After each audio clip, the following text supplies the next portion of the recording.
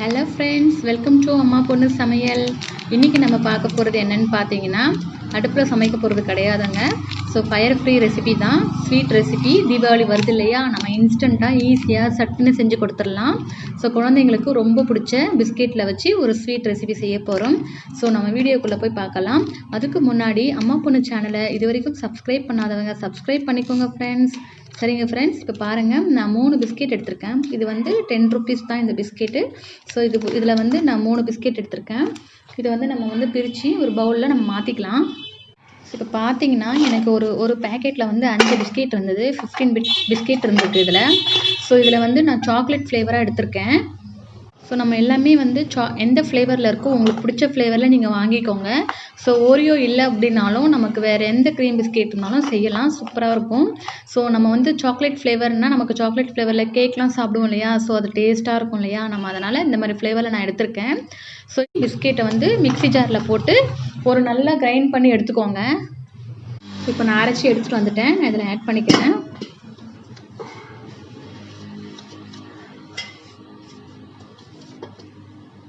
So இப்போ இதில் வந்து நான் 2 ஸ்பூன் அளவுக்கு பால் பவுடர் எடுத்துக்கிறேன். ஸோ அதை ஆட் பண்ணிக்கலாம். அது உங்களுக்கு வேண்டான்னா நீங்கள் அதை ஸ்கிப் பண்ணிக்கோங்க. ஸோ இது மாதிரி நல்லா கிளறி விட்டுக்கலாம்.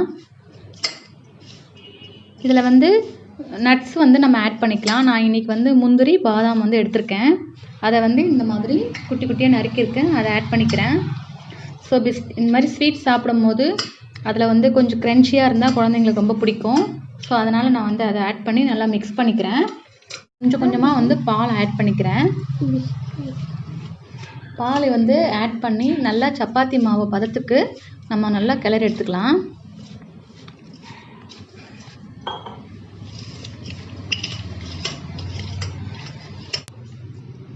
ஸோ கொஞ்சமாக நம்ம வந்து நெய் ஆட் பண்ணிக்கலாம்.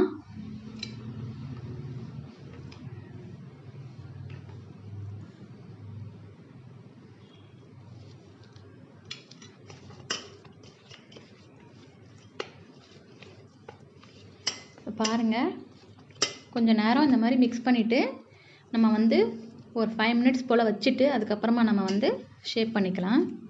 ஸோ பாருங்கள் ஃப்ரெண்ட்ஸ், இந்த மாதிரி ஆயிடுச்சு. இப்போ நம்ம வந்து இதுலேருந்து கொஞ்சம் கொஞ்சமாக எடுத்து நம்ம வந்து பிடிச்ச ஷேப்புக்கு பண்ணிக்கலாம்.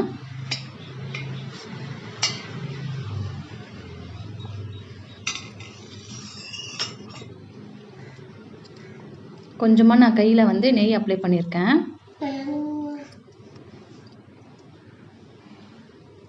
ஸோ பாருங்கள், இந்த மாதிரி வச்சிங்கன்னா லைட்டாக ஒரு ப்ரெஸ் பண்ணிவிட்டு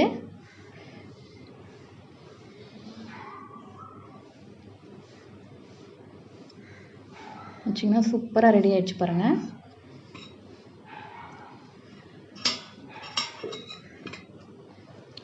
ஸோ வந்து குழந்தைங்களுக்கு ஈஸியாக செஞ்சு கொடுத்துடலாம் சட்டுன்னு.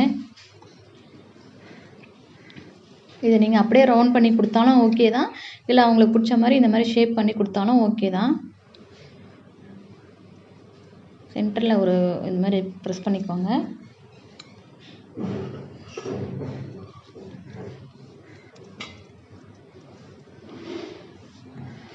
ஸோ பாருங்கள் ஃப்ரெண்ட்ஸ், சூப்பரான எம்மியான ஸ்வீட் ரெசிபி ரெடி ஆகிடுச்சு. ஸோ இதை நான் வந்து டெக்கரேஷனுக்காக இந்த மாதிரி பிஸ்தாவை வந்து வச்சுருக்கேன், நான் அதை வச்சுக்கிறேன் மேலே. தீபாவளி வந்துருச்சு, நம்ம இப்போவே வந்து ப்ரிப்பேர்ட் ஆகிடலாம் என்னென்னலாம் செய்யலாம் அப்படின்னு சொல்லிட்டு. ஸோ இது வந்து ரொம்பவே டேஸ்டியான எம்மியான ஒரு ரெசிபி தான், இன்ஸ்டண்ட்டான ரெசிபி, சீக்கிரமாக செஞ்சிடலாம். ஸோ இதை நான் செய்கிறதுக்கு எனக்கு கொஞ்சம் நேரம் தான் ஆச்சு. நமக்கு பிஸ்கெட் இருந்தாலே போதும். பால் பவுடர் இது எல்லாமே ஆப்ஷன் தான், உங்களுக்கு வேணும்னா நீங்கள் ஆட் பண்ணிக்கலாம், நட்ஸு எல்லாமே. ஸோ இந்த மாதிரி இது மேலே வந்து நமக்கு இன்னும் டெக்கரேட் பண்ணணும் அப்படின்னு நீங்கள் நினச்சிங்கன்னா சில்வர் லீஃப் கூட ஆட் பண்ணலாம், சூப்பராக இருக்கும். அது இன்னும் போட்டிங்கன்னா அப்படியே கலர்ஃபுல்லாக இருக்கும், கடையில் விற்கிற ஸ்வீட்ஸ் மாதிரியே இருக்கும். ஸோ நாமளே இனிமேல் வந்து அழகாக ஸ்வீட் ரெசிபி செஞ்சு சாப்பிட்லாம் வீட்டில் இந்த மாதிரி.